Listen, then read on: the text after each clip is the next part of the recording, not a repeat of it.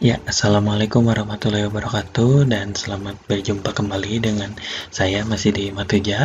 Kali ini masih akan tentang ngebahas dan statistik ya tentunya. Lanjut dari yang kemarin, kalau kalian buat yang belum nonton itu ada mulai dari VAR 1 sampai berapa gitu ya. Silahkan kalian lihat saja. Nah, sekarang kita lanjut ke distribusi frekuensi ya. Distribusi frekuensi yang seperti apa? Kita lanjut saja ya. Oke. Nah, ini ada distribusi frekuensi relatif. Nanti ada distribusi kumulatif. Kita satu-satu bahas dulu ya. Oke, di sini distribusi frekuensi relatif. Nah, frekuensi yang kelas-kelasnya dapat diperoleh dengan menyatakan presentase frekuensi kelas terhadap jumlah keseluruhan frekuensi. Nah, kata kuncinya adalah presentase. Berarti di sini kita akan menggunakan persen. Oke ya. Next. Nah, di sini ada contoh. Ada interval seperti biasa, kalian sudah bisa menentukan interval ini seperti apa, jumlah frekuensinya ini seperti apa. Nah, apabila ditanyakan dengan frekuensi relatif, ini minta dalam bentuk persen, yaitu untuk frekuensi 12 pada interval ini ada 16%, keseluruhan 16%, lalu ini ada 21% dan seterusnya sampai yang ini ada hanya 1% gitu ya. Oke, next. Nah, di sini kita contohkan saya menggunakan Excel dan menggunakan data yang sudah kita gunakan pada distribusi frekuensi atau pembuatan tabel distribusi frekuensi gitu ya. Baik, ini sudah di Excelnya. Saya akan masih menggunakan data yang ini ya. Nah, berarti akan saya ambil ininya. Oke, kita pakai di bawahnya saja. Nah, ini tabelnya ya, ini tabelnya. Nah, lalu kita akan buat frekuensi relatifnya, F relatif ya. Nah, F relatifnya sebentar saya rapikan dulu.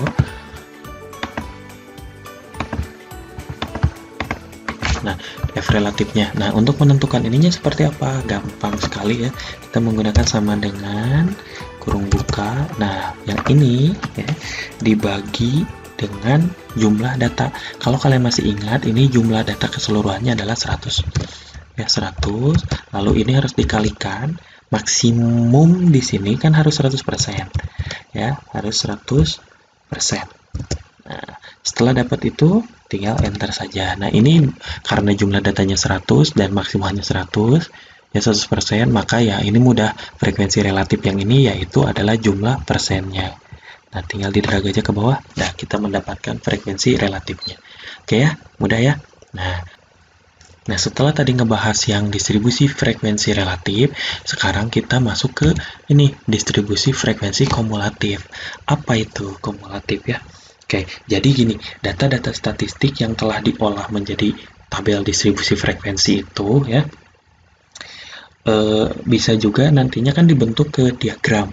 Lalu setelah diagram bisa juga yang sudah kita buat itu ke histogram. Lalu saat di histogram, apabila titik-titik tengah dari histogram tersebut digabungkan, itu kan menjadi poligon frekuensi namanya.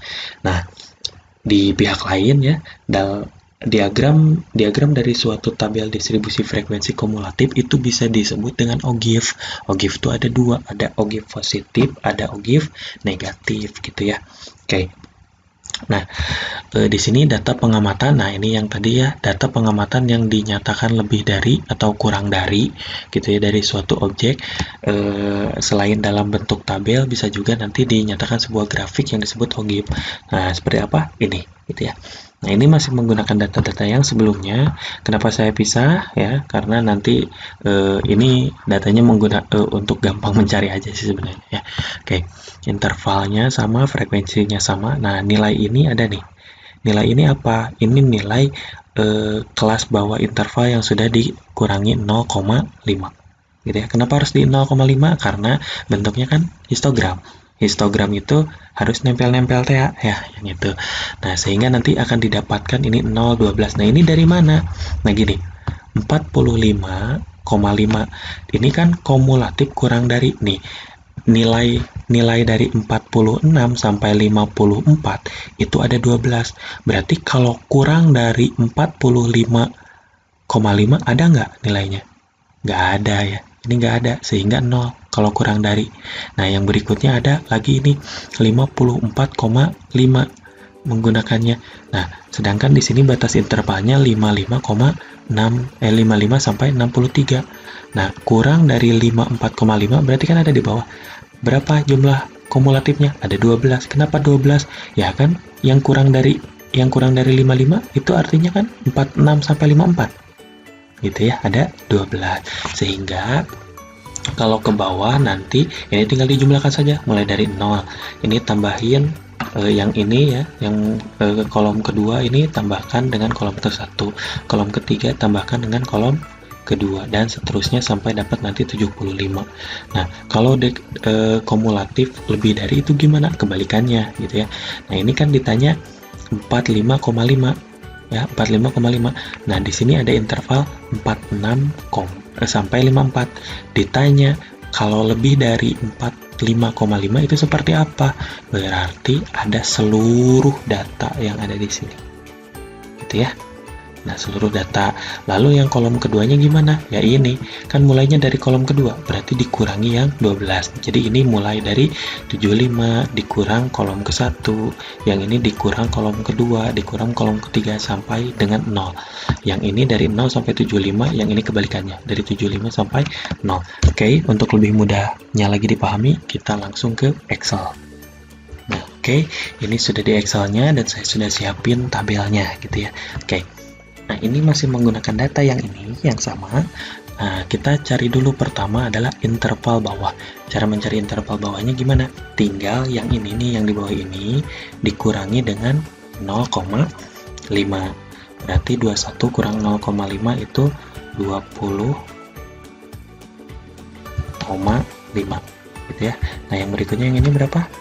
Berarti 31,5.